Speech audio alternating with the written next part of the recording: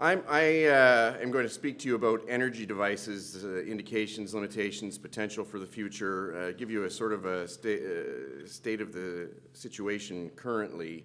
A lot of this, my disclosure, a lot of this is work of others. I have a particular interest, but I have to bow to the specific work of others here who have gone beyond just being interested and have done some science. I have no connection to any companies that are being presented. I have no conflict of interest or financial relationships with this talk. I'll start with a little bit of history. This is William T. Bovee, who was a physicist and electrical engineer who developed back almost 100 years ago an electrosurgical generator.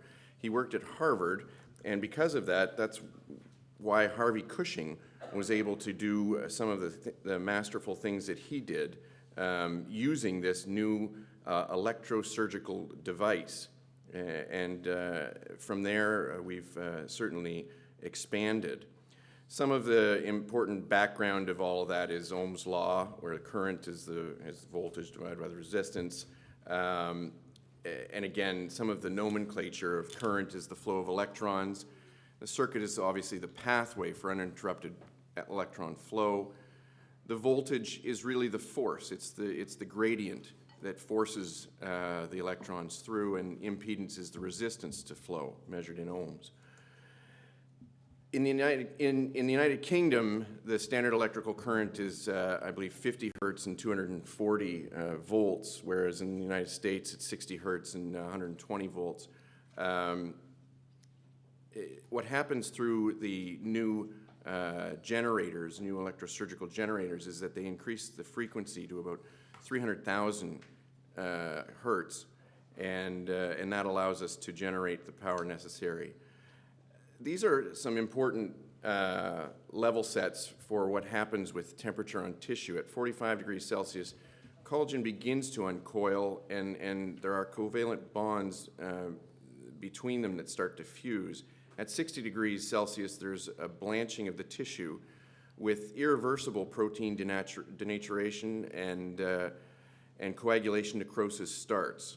At 80 degrees Celsius, there's carbonization that starts, and you'll notice desiccation and shrinkage of the tissue.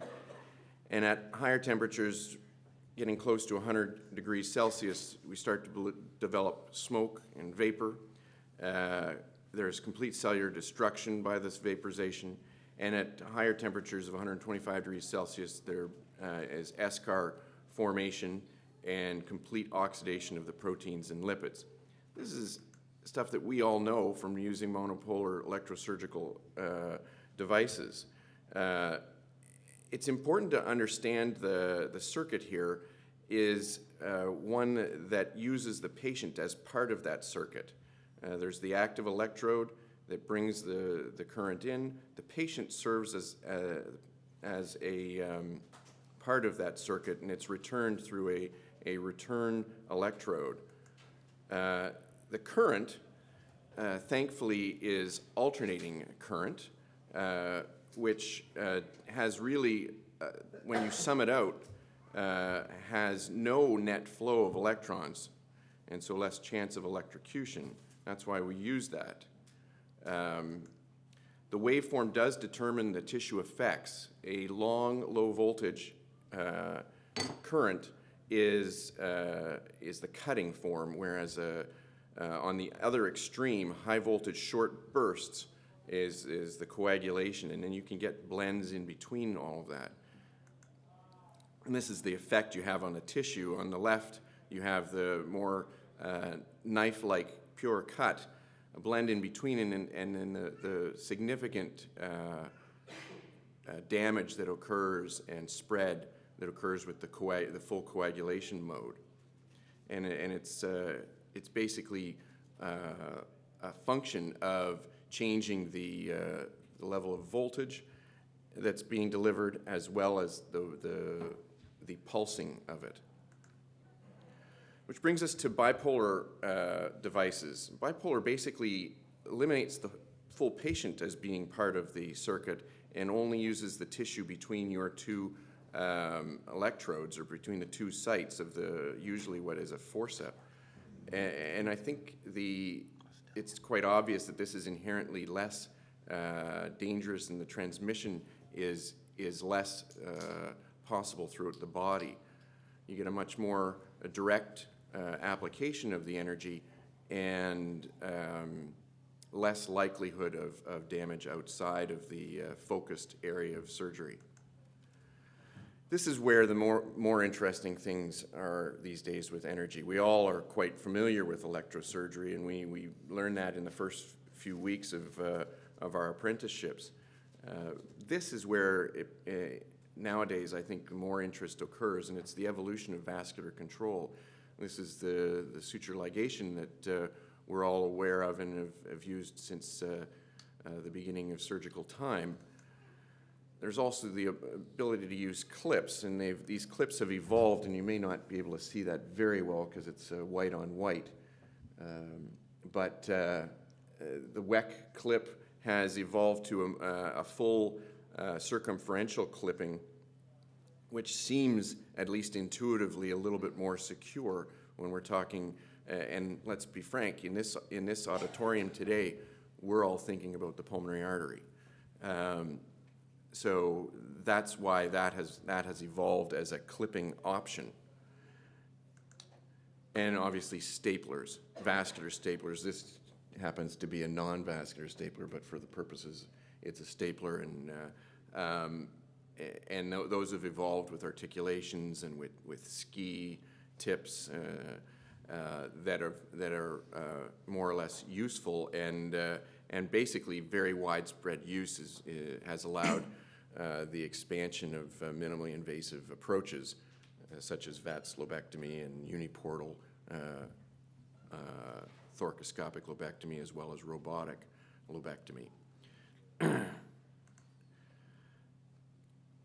Just going back, those are all options, but they're all expensive, some more than others. As we go down the line from ligation to clips to stapling devices, they become a lot more expensive. One of the other options is ligature, which combines energy and pressure to create a seal. It's basically a bipolar electrosurgical unit that uses radiofrequency to achieve the destruction and reorganization of the collagen and elastin fibers, and it causes vascular fusion. Back in the early days of looking at energy devices for thoracic surgery, the group in Pittsburgh of Lukatic and Landreneau and that team studied using the ligature device. And what they did was they took first-order branches of the pulmonary vein, because it had a thinner wall and less collagen content than and frankly, also pulmonary artery branches up to 7 millimeters. And this was quite an interesting first foray, at least in North America, of doing it. And interestingly, with over 300 patients in it, they had no problems with this. But it didn't really take off from there, and it's unclear why, because this was pretty good data. One of the interesting things was they went directly to patients on this, which is we can talk about the process there of introducing new technology. I'll talk to you as well about the option of the harmonic scalpel, and our hearing occurs within an audible range, and this is really outside of that. It's in the ultrasonic range of above 20 kilohertz. It allows for cutting, coagulation, and cavitation. The cavitation happens because of the movement creating vaporization. The vaporization creates space, and it happens along the long axis of the vibration, which occurs at about 55 kilohertz. The amino acids are unwound and reshaped, and it forms a sticky coagulum, as we all been aware of. And we all pretty comfortable about using it on the short gastric vessels with our esophagectomies, and using it on our dissection around the hiatus, even on our myotomies, taking the muscle. But But again, the big question here, and the thing that brings sweat to our brow, is the work on the pulmonary artery. The advantages are that there's no active current transmitted to the tissues.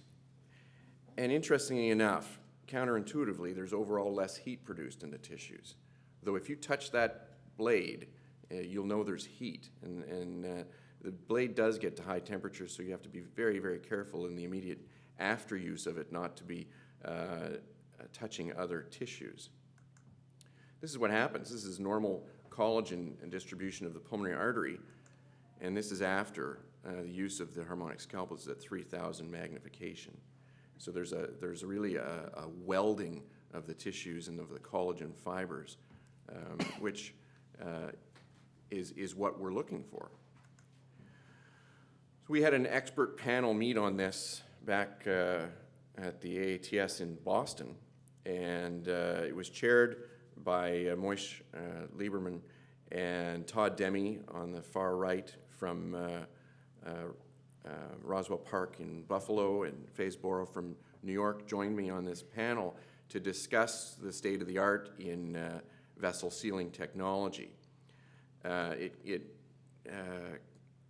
transcript of that is available in the seminars of thoracic and cardiovascular surgery. It was a useful talk, but I'll tell you the most important aspect of it was to learn a lot from Moish Lieberman, who was chairing the session. I'm very proud of Moish. He was actually a trainee of ours for a time at Mayo Clinic and has gone back to the Université de Montréal, the University of Montreal in Montreal, where he is a leader in thoracic surgery back in Canada. I'm particularly proud of him because I think he's approached this question with scientific rigor and patient safety at heart. He used a model developed by Hiroshi Date back in Japan to look at burst pressure in pulmonary vasculature. And I'll go through some of his studies just to demonstrate to you the rigor and the step-by-step progression in his approach to this. So a pilot study was done back in the about 5 years ago, published 4 years ago, and they tested 4 energy devices in an ex vivo model. Basically, they took lung transplant explants and also lobectomy specimens and dissected out the pulmonary arteries from the specimen and did these tests of sealing and then burst pressure testing using the Date system. And as you can see, the burst pressure for some of these is all of these, in fact, are above what we would expect for pulmonary artery pressures. So it was very promising from these different devices. He then went and did some specific testing using the harmonic scalpel. And again, using that ex vivo model, he looked at the harmonic scalpel versus the vascular endostapler, or the stapling devices that we're used to. And what he found was that not only was the harmonic scalpel equivalent, it was in some cases more sturdy, as you can see here. On the right, because you may not be able to read the legend down at the bottom on the x-axis, but on the 2 right bars are the harmonic scalpel burst pressures, mean burst pressures, and on the left is the stapling device mean burst pressures. All of them are above what we would expect for pulmonary artery pressures, but the harmonic scalpel ones were particularly interestingly in a very good range. He broke them down into vessels that were less than 5 millimeters and vessels that were greater than 5 millimeters. So his progression of studying this, he went on to do a video-assisted thoracoscopic surgical lobectomy in an animal. This was done in dogs to see if it would be safe. And again, I think this is a very thought-out, very safe, very methodical scientific approach. And they found that it was safe. They then went ahead with a phase 1 trial evaluating the pulmonary artery sealing device using ultrasonic energy.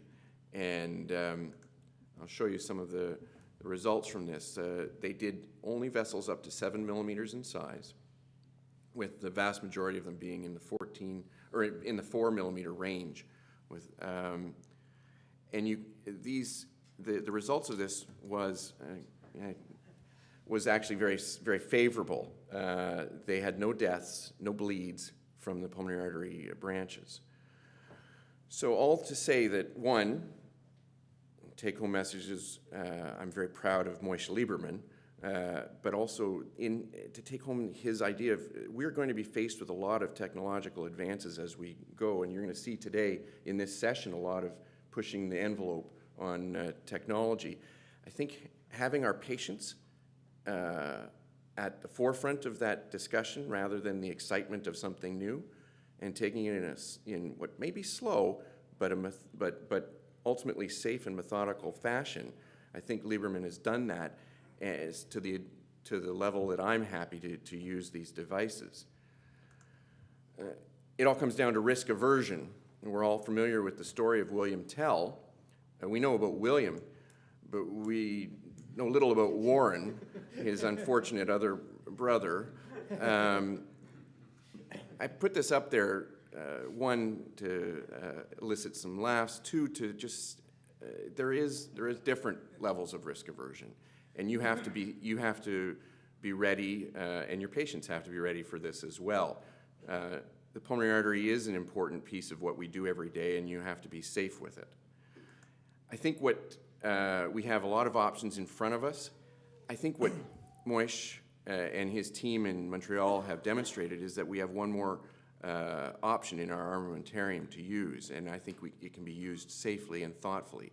There's times when ligature is the right thing to do. There's times when a stapling device is the right thing to do. And there's times when clips are the right thing to do. This too has to enter in, the harmonic scalpel I think is a useful adjunct to what we use in our everyday work. And again, as Henry Kissinger said, it's always better to have options. We're learning about that in the United States again in our current administration. It's better to have options. Thank you very much.